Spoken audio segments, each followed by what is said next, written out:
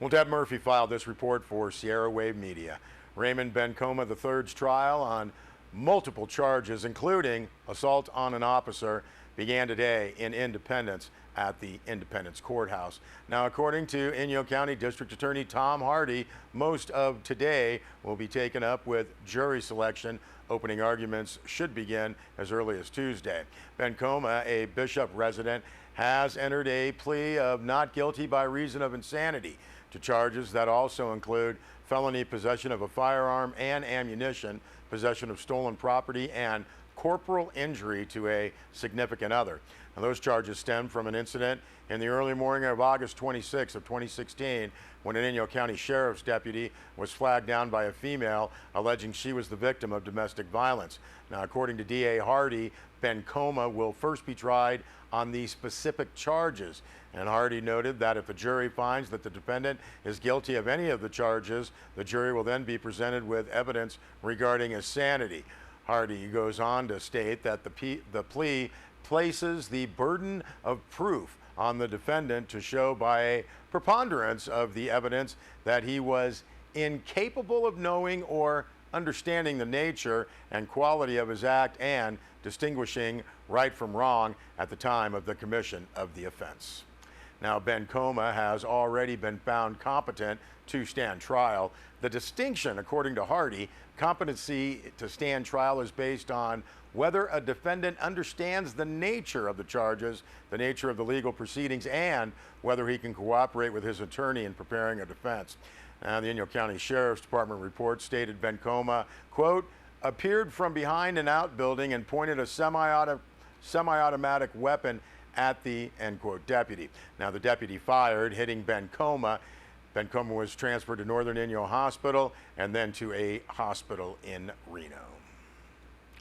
Well, the press release notes the town of Mammoth Lakes is pleased to announce the next step in the process to design and construct a new commercial airline terminal and aircraft apron at Mammoth Yosemite Airport. Now, said town of Mammoth Lakes Public Works Director Grady Dutton, quote, we have been working closely with the Federal Aviation Administration staff to finalize passenger forecast data and a terminal area development plan. The next step is the National Environmental Policy Act, that's a NEPA, environmental documentation process for the proposed project, including the required California Environmental Quality Act, that's CEQA, and that documentation that the town will concurrently complete, end quote.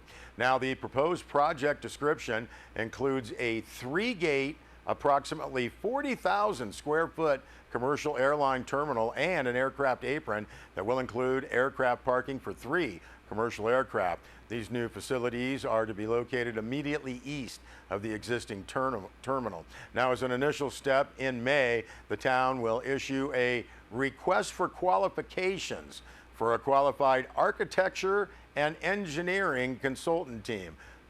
The selection process is anticipated to take 4 to 5 months from inception through execution of a consultant agreement.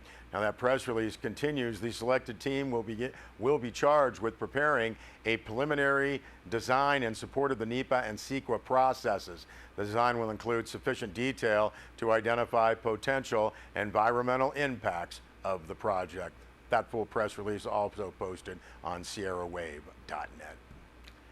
Well, Caltrans District 9 has begun working on clearing snow, removing rocks, and repairing roads to its 8 mountain passes. Press release from Caltrans notes that as work progresses, pedestrians, bicyclists, everybody, you are advised to stay out of the areas. Press release notes that safety, Caltrans' #1 priority for the public, as well as Caltrans workers. Now, as of last Friday, April 21st, the big one, State Route 120 West, Tioga Pass, from the junction of US 395 to the Yosemite National Park gate, snow removal has begun and crews have reached the Blue Slide section. However, the snowpack, estimated to be between 8 and 15 feet on the highway, with up to 50-foot snow drifts in some locations. Obviously, there is no estimated date for reopening State Route 120 West at this time. State Route 89 Monitor Pass, snow removal complete from US Highway 395 to the Alpine County line. Crews are repairing the damaged road caused from the winter conditions. Snow removal operations are progressing in Alpine County. No estimated date for reopening State Route 89 at this time. State Route 108, Sonora Pass. Snow removal ongoing. Crews have reached the 8,500-foot elevation mark. Now, at this point, still about 8 feet of snow. No estimated opening date for Highway 108. State Route 203 from the Mammoth Mountain parking lot to Minaret Vista. Section of highway has entered the permanent Mammoth Mountain ski area for the winter ski season. No estimated date for that reopening at this time. Also, State Route 168 west above Aspendale, snow removal continuing, and the estimated date for reopening was today. That full press release is on SierraWave.net. Well, 2 deaths and a search and rescue over the past several days. 2 people dying in Sequoia Kings Canyon National Park. 1 dead on Mount Whitney and 1 in a river. Press release from the Inyo County Sheriff's Office notes that at approximately 4 p.m. Friday, Inyo County Sheriff's Dispatch received notification of a potential fatality on the Mount Whitney Mountaineers route. Now, according to the reporting party, who was a member of a hiking group that was descending the trail, a male solo hiker passed the group ascending in the last chute near the summit, about 13,800-foot elevation. Sometime after the hiking group was continuing its descent, and a backpack tumbled down near them, and the hikers recognized the backpack belonging to the solo hiker. Members of the group, press release says, repeatedly called out, but there was no response. Now, in order to get enough reception to call into the sheriff's office, they hiked down to Iceberg Lake, about 12,600-foot elevation, to call 911. Inyo Sheriff started an investigation. Too dark to begin an aerial search that day. CPH age 80 out of Apple Valley responded Saturday morning, located the body about 1 p.m. in the afternoon. Body was inside the boundary of the Sequoia Kings National Park, and therefore recovery was coordinated through Sequoia Kings. Also, the Inyo County Sheriff's Department notes that approximately 12:30 Saturday afternoon, Inyo County Sheriff's Dispatch received notification of an avalanche with 1 reported injury on the lower end of the Mountaineers route, about the 9,500-foot mark.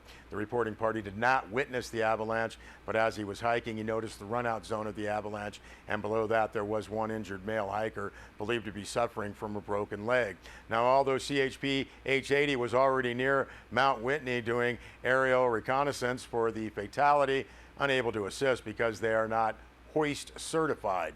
Additional aerial support was requested through Inyo County Search and Rescue, and CHP H70 out of Paso Robles was able to respond. The avalanche victim has been identified as Sun Kim, age 64, from Fullerton. He was successfully airlifted out and transported to Southern Inyo Hospital for treatment. Now, that press release from the Inyo County Sheriff's Office notes that due to historic snowfall in the Sierra, they want to remind outdoor enthusiasts that the risk of avalanches is greater than in past years, and additionally, the high snowpack requires experience and technical skills. Agencies assisting this weekend, CHP H80 as well as CHP H70, Sequoia Kings, Inyo Search and Rescue, and the Inyo County Sheriff's Department. And the second fatality occurred on Saturday afternoon. A 21-year-old Tulare woman and 3 friends, according to a press release from the National Park Service, were alongside the middle fork of the Kauai River. It's a short distance downstream from the Hospital Rock picnic area, 6 miles inside of Sequoia Park entrance on Highway 198. Press release states the woman fell into the river and was swept away. We'll be back with more news.